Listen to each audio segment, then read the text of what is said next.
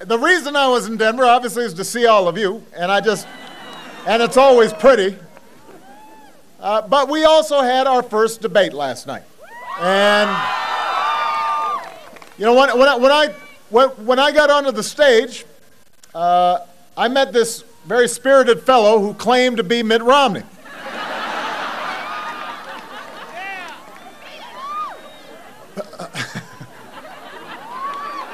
But it couldn't have been Mitt Romney, because the real Mitt Romney has been running around the country for the last year promising $5 trillion in tax cuts that favor the wealthy. The fellow on stage last night said he didn't know anything about that. The real Mitt Romney said we don't need any more teachers in our classrooms.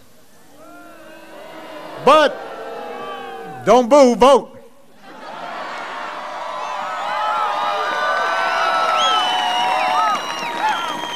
But the fellow on stage last night, he loves teachers. Can't get enough of them.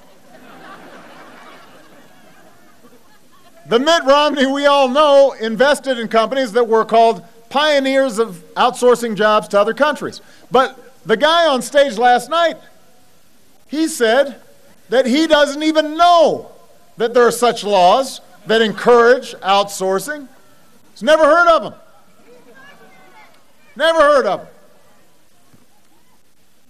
Never heard of tax breaks for companies that ship jobs overseas. He said that if it's true, he must need a new accountant.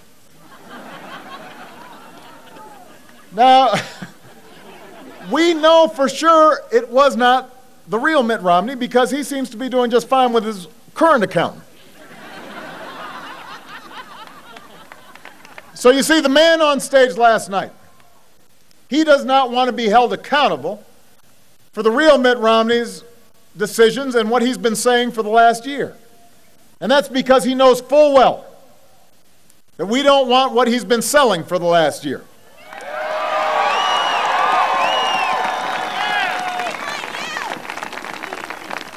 So Governor Romney may dance around his positions, but if you want to be president, you owe the American people the truth.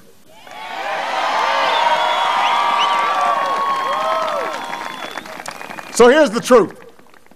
Governor Romney cannot pay for his $5 trillion tax plan without blowing up the deficit or sticking it to the middle class. That's the math.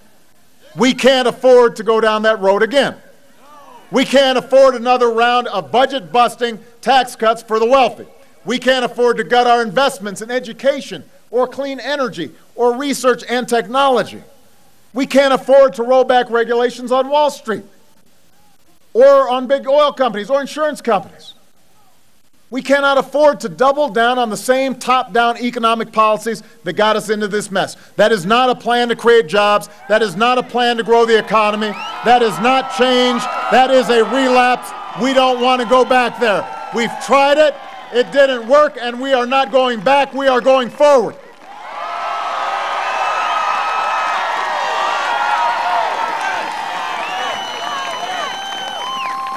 Now, I've got a different view about how we create jobs and prosperity. This country doesn't succeed when we only see the rich getting richer. We succeed when the middle class gets bigger. We grow our economy not from the top down, but from the middle out.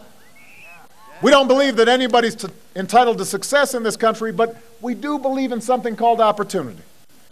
We believe in a country where hard work pays off and where responsibility is rewarded and everybody's getting a fair shot and everybody's doing their fair share and everybody plays by the same rules. That's the country we believe in.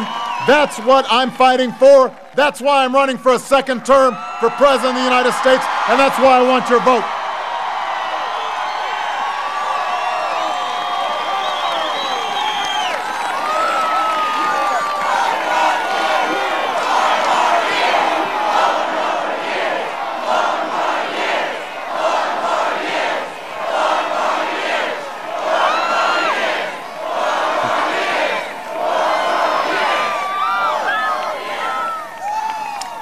What I talked about last night was a new economic patriotism. A patriotism that's rooted in the belief that growing our economy begins with a strong, thriving middle class.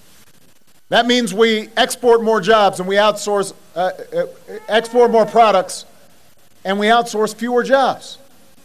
You know, over the last 3 years, we came together to reinvent a dying auto industry that's back on top of the world.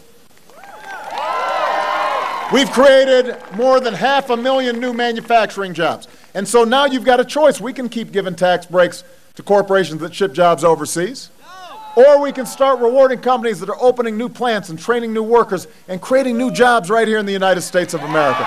That's what we're looking for. We can help big factories and small businesses double their exports and create 1 million new manufacturing jobs over the next 4 years. You can make that happen. I want to control more of our own energy. You know, after 30 years of inaction, we raised fuel standards so that by the middle of the next decade, your cars and trucks will be going twice as far on a gallon of gas. We've doubled the amount of renewable energy we generate from sources like wind and solar. And thousands of Americans have jobs today building wind turbines and long-lasting batteries. The United States of America today is less dependent on foreign oil than any time in nearly 2 decades. So now you've got a choice between a plan that reverses this progress or one that builds on it. You know, last night my opponent says he refuses to close the loophole that gives big oil companies $4 billion in taxpayer subsidies every year. Now we've got a better plan where we keep investing in wind and solar and clean coal and the good jobs that come with them, where farmers and scientists harness new biofuels to power our cars and our trucks, where construction workers are retrofitting homes and factories so they waste less energy. And we can develop a 100-year supply of natural gas that creates hundreds of thousands of jobs. And by the way, we can cut our oil imports in half by 2020. That will be good for our economy. That will be good for our environment. That will be good for Colorado. That will be good for America. That's what we're fighting for. That's why I am running for a second term as President of the United States.